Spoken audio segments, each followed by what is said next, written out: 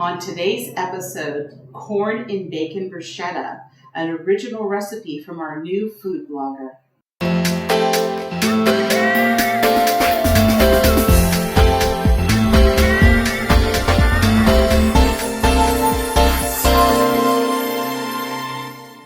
We're very excited here at Win Creativity Knox because Jenny Brock, hi Jenny, hi, is joining the Win Creativity Knox team, and she loves to cook. Do.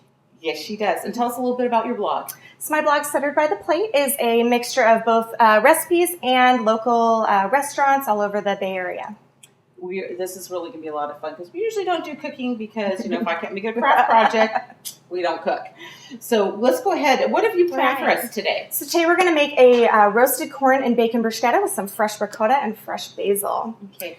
So you're going to start with your sliced ciabatta bread, about a 1-inch slice.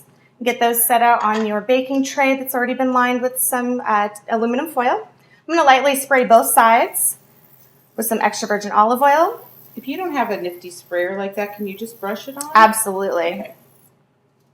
Make sure you get both sides. And we're going to put this under the broiler for about 4 minutes on the first side, about 2 minutes on the second side, just to make sure it gets nice, light, and golden. Keep a good eye on it. Everyone's broiler is a little bit different.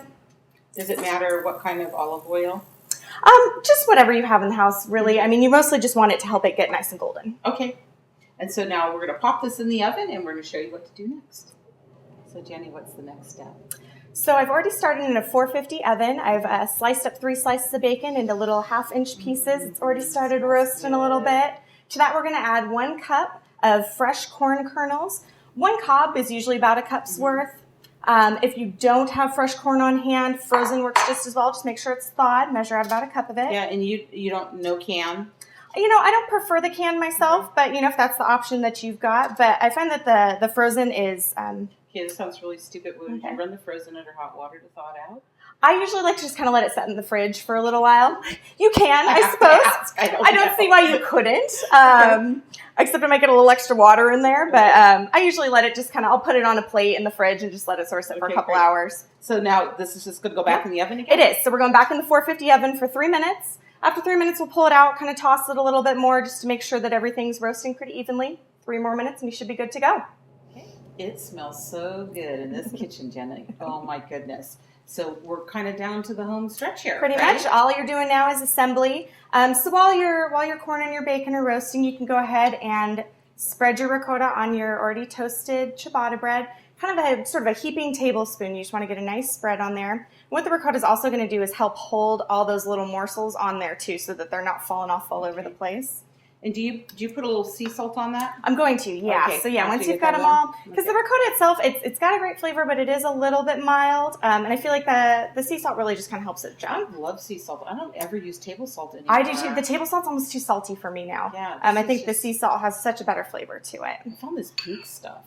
And they have so many new salts now. They have the pink stuff. Whatever. They do. They have there's the pink Himalayan salt. There's the smoked salts now. I really like the smoked salt on a lot of my veggies. I feel like it just kind of gives them a little something different. Almost kind of like a grilled flavor, if you will, but indoors. Yeah, we could just do a whole thing on salts one time. Actually, I'm thinking about doing a blog post all on salts. I think our dear buddy Abby's going to help me out with that one. So we'll do some salt pairings with your fancy salts you can get these days.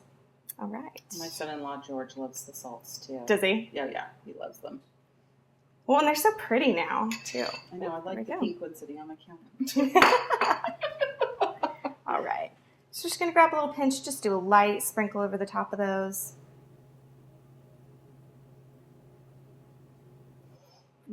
Oh, you guys really, it smells so good in this kitchen. Bacon makes everything better. All right. And similarly, just kind of a heaping tablespoon. You don't really want to put too much because inevitably it's just going to fall off.